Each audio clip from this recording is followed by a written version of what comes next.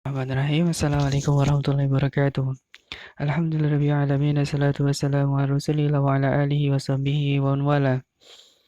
Ikhwani fillah rahimani wa rahimakumullah wa barakallahu fikum. Alhamdulillah di kesempatan kali ini dengan izin Allah taala kita diberi kesempatan oleh Allah untuk bisa bertemu kembali dalam rangka untuk belajar mempelajari agama Islam yang mulia ini. Nah, barakallahu fikum. Raditu billahi rabba wa bil islami dina wa bi Muhammadin sallallahu alaihi wasallam nabiyya. Rabbi zidna ilma warzuqna fahma. Nah, pada kesempatan kali ini kita akan melanjutkan pelajaran kita di pelajaran tafsir pada kelas 9 ini. Nah, barakallahu fikum. Mudah-mudahan kalian semuanya dalam keadaan tetap semangat belajar mempelajari agama Islam ini. Nah, walaupun dalam keadaan kita belajar mandiri di rumah masing-masing. Baik, bisa kalian buka di buku pelajaran kalian di pelajaran yang ketujuh pada halaman 34 ya, pada buku lama. Pelajaran yang ketujuh yaitu tentang kisah Maryam dan putranya Isa alaihissalam. Jadi pada tafsir surat Maryam ayat yang ke-16 sampai dengan 21. Barakallahu fikum. Di sini kita akan menyebutkan tentang kisah Maryam bersama dengan putranya yaitu Isa alaihissalam. Nah, kita baca ayatnya di ayat yang ke-16. Nah, a'udzubillahi minasyaitonirrajim. واذكر في الكتاب مريم إذ انتبذت من أهلها مكانا شرقيا. Dan ceritakanlah kisah Maryam di dalam Al-Quran, yaitu ketika ia menjauhkan diri dari keluarganya, ya ke suatu tempat di sebelah timur, ya dalam rangka untuk beribadah, fokus beribadah kepada Allah, yakni di Baitul Maqdis. Nah, barakallahu fikum. Kemudian Allah Ta'ala berfirman, واتخذت من دونهم حجابا فأرسلنا إليها روحنا فتمثل لها بشرا سويا. Maka ia mengadakan tabir yang melindunginya dari mereka, dari kaumnya. Lalu kami mengutus ruh kami kepadanya, maka ia menjelma di hadapannya dalam bentuk manusia yang sempurna. Nah, maka ketika Maryam sedang menyendiri, ya beribadah kepada Allah, maka Allah Ta'ala mengutus ruh, di sini maksudnya adalah malaikat Jibril, ya, yang menjelma menjadi bentuk manusia yang sempurna. Nah, barakallahu fikum. Ayat yang ke-18,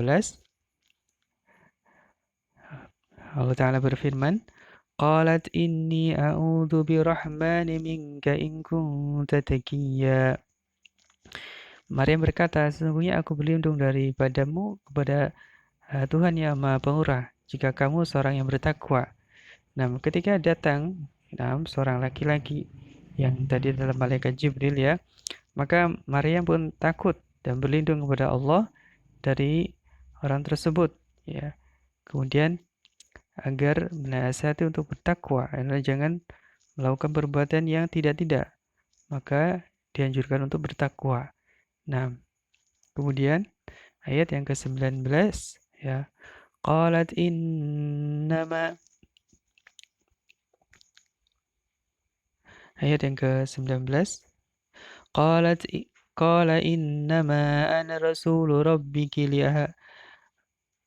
Qala innama ana rasulu rabbiki lihaba laki ghulaman zakiyya. Qala innama ana rasulu rabbiki liahaba laki ghulaman zakiyya. Ya, Jibril berkata, sesungguhnya aku, ya, hanyalah seorang utusan dari Tuhanmu untuk memberimu seorang anak, ya, laki-laki yang suci. Nah,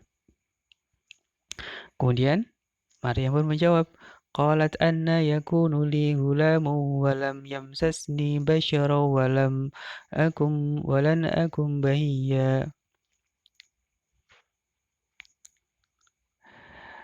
Maryam berkata, bagaimana akan ada bagiku seorang anak laki-laki, sedangkan, ya, aku tidak pernah seorang pun menyentuhku. Ya, Maryam belum bersuami dan juga Maryam bukan seorang yang berzina. Bagaimana mungkin dia akan mempunyai anak. Nah, kemudian ayat yang ke-21 Allah Ta'ala berfirman,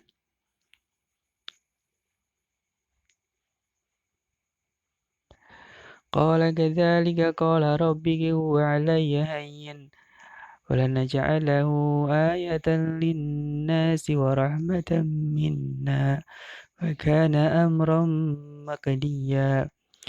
Dan Jibril berkata, demikianlah ya. Allah Ta'ala berfirman, hal itu adalah mudah bagiku dan aku dapat ya dan agar dapat kami menjadikannya sesuatu tanda bagi manusia dan sebagai rahmat dari kami. Dan hal itu adalah suatu perkara yang sudah diputuskan. Nah, maka Jibril berkata ini adalah satu ketetapan dari Allah Ta'ala. Ya, maka Jibril pun meniupkan nafasnya ke dalam baju kurung Maryam.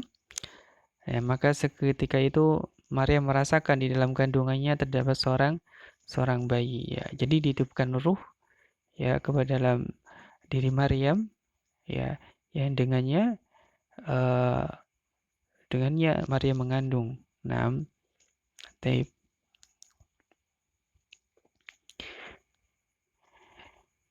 Kita ke faedah disyariatkannya menjauh dari pandangan manusia ketika sedang beribadah ya dalam rangka untuk lebih ikhlas dalam beribadah.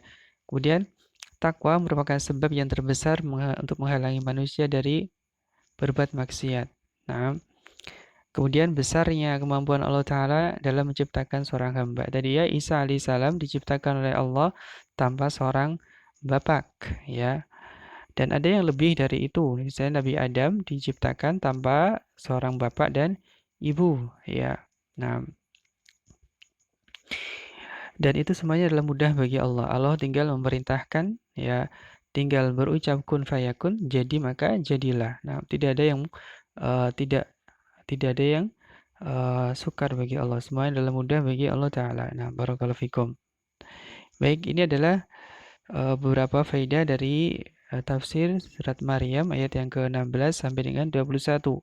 Jadi intinya di sini adalah kisah tentang awal mula nah, Allah Ta'ala mengutus malaikat Jibril dalam rangka untuk meniupkan ruh ya ke dalam diri Maryam yang dengannya Maryam nanti mengandung anak yaitu Nabi Isa alaihissalam. Nah, barakallahu fikum, mudah-mudahan bisa dipahami. Subhanakallahumma hamdika asyhadu an la ilaha illa anta astaghfiruka wa atubu ilaik. Assalamualaikum warahmatullahi wabarakatuh.